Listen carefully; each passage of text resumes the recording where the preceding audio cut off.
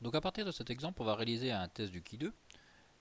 Donc vous avez des vaches qui ont été soumises à différents traitements et on vérifie la fécondité. Donc on se demande est-ce qu'il y a indépendance entre la nature du traitement et la fécondité au seuil de Ruth de 5%. Donc première chose à faire, on peut faire un petit diagramme. Donc on arrive à quelque chose comme ça. On voit qu'il y a peut-être pas indépendance, mais on ne sait pas trop. Donc là, les valeurs sont quand même relativement proches. Donc on va réaliser ce qu'on appelle un test du Ki2. Donc pour pouvoir réaliser un test du Ki2, un test du Ki2, c'est un mécanisme qui permet de trancher entre deux hypothèses à partir des résultats observés sur un ou plusieurs échantillons. Donc ça, c'est les résultats observés sur notre échantillon. Donc ça, c'est les résultats observés et on va essayer de trancher entre nos deux hypothèses. Donc nos deux hypothèses, ça va être quoi? La première hypothèse, c'est il y a indépendance entre la nature du traitement et la fécondité. Et ma deuxième hypothèse, ça va être il n'y a pas indépendance entre la nature du traitement et la fécondité. Donc première hypothèse, toujours hypothèse d'égalité, il y a indépendance entre la nature du traitement et la fécondité. Deuxième hypothèse, il n'y a pas indépendance. On va considérer que la première hypothèse est vraie et sous cette hypothèse-là, on va calculer les effectifs théoriques. On a vu que quand il y avait indépendance entre deux variables aléatoires, la probabilité de A inter B est égale à la probabilité de A fois la probabilité de B. Donc on a vu il y a longtemps, A et B sont deux événements indépendants, si et seulement si la probabilité de A inter B égale à la probabilité de A multipliée par la probabilité de B. En se servant de cette propriété, on va calculer les effectifs théoriques. Donc pour calculer les effectifs théoriques, donc on a notre petit tableau qui est là.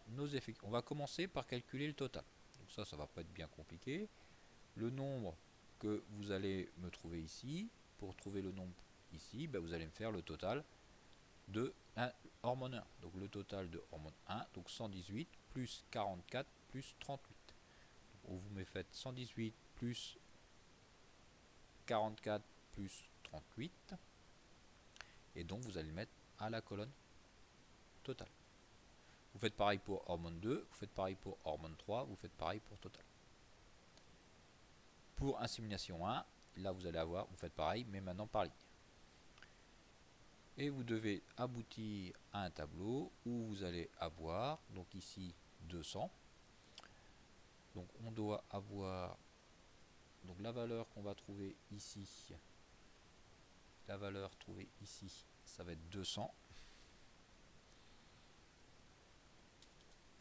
200, vous devez avoir 100. Donc 200, 100, 100 et total des vaches 400.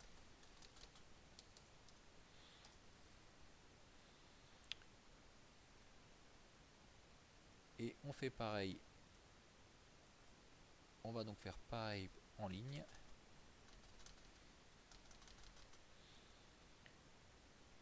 Et ici, donc là vous allez me faire 120 plus 60 plus 60. La ligne en dessous, vous allez me faire 48 plus 24 plus 24. Et la ligne 32 plus 16 plus 16. Donc vous faites ça. Et vous devez tomber. Donc vous devez tomber sur donc 240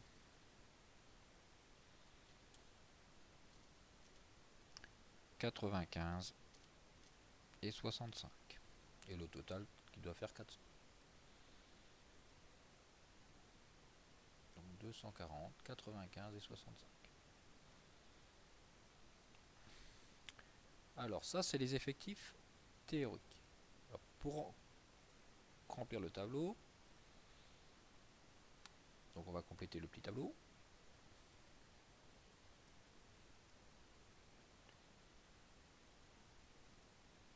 Et pour compléter mon tableau, je vais utiliser la formule que je vous ai donnée. Donc, oui, je vais donc utiliser la formule que je vous ai donnée. Donc là, je vous rappelle, le nombre qui est là, c'est 240. Donc le nombre qu'on a ici, c'est 240. Je vais essayer de le remettre quand même. Donc 240, on avait dit 240, 95 et 65.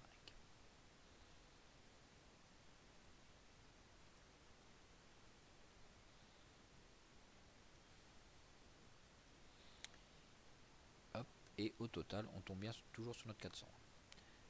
Pour trouver l'intersection ici, donc mes nombres sont un peu décalés. Mes nombres sont un petit peu décalés. Bon, tant pis. Pour trouver le nombre qu'on va mettre ici, donc on va utiliser la formule que je vous ai donnée tout de suite. Donc la formule que je vous ai donnée tout de suite, donc la probabilité de A inter B, c'est P de A fois P de B,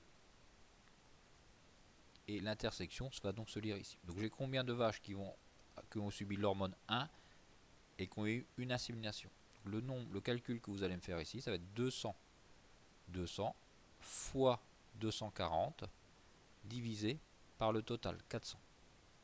Donc le nombre qu'on va faire, donc 200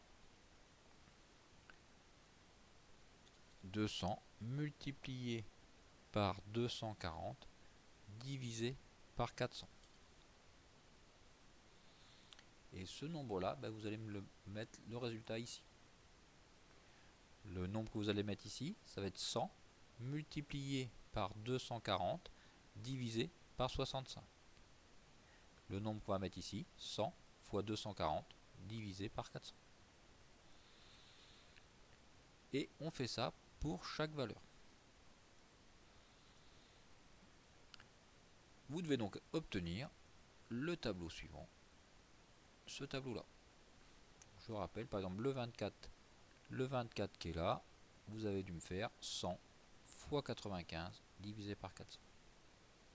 Le 16 qui est là, vous avez dû me faire 100 fois 65 divisé par 400.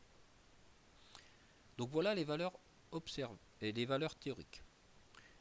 Donc à partir des valeurs théoriques, on va comparer les valeurs théoriques avec les valeurs observées. Donc on va comparer ces deux tableaux-là. Pour pouvoir comparer ces deux tableaux-là, on va calculer ce qu'on appelle le Qui2 théorique, le Qui2 observé. Et la valeur du Qui2 observé, c'est la somme, c'est la valeur observée moins la valeur théorique au carré divisé par le nombre théorique. Donc valeur observée moins théorique au carré divisé par théorique. Donc ça va pas être, ça fait peur, mais c'est pas si compliqué que ça. Donc si on reprend nos différentes valeurs, donc on a nos différentes valeurs qui vont être là. Donc pour calculer le premier nombre qui va être ici, donc valeur observée, donc c'est 118, moins la valeur théorique, donc moins 120, divisé par la valeur au carré, divisé par la valeur théorique. Donc pour avoir le nombre que ici, vous allez donc me faire 118 moins 120, vous mettez au carré et vous divisez par la valeur théorique, donc divisé par 120. Donc ce qui doit donc vous faire, donc on a dit, donc 118 moins 120, je mets au carré et je divise par 120. Donc c'est le nombre qu'on va avoir ici. Le nombre qui va être à côté, ici, vous allez me faire ce nombre-là. Donc le nombre qui est ici, donc 66 moins 60, vous mettez au carré et vous divisez par 60. Donc pour avoir la case qui est là, 66 moins 60, vous mettez au carré et vous divisez par 60. Et vous me faites ça pour toutes les cases.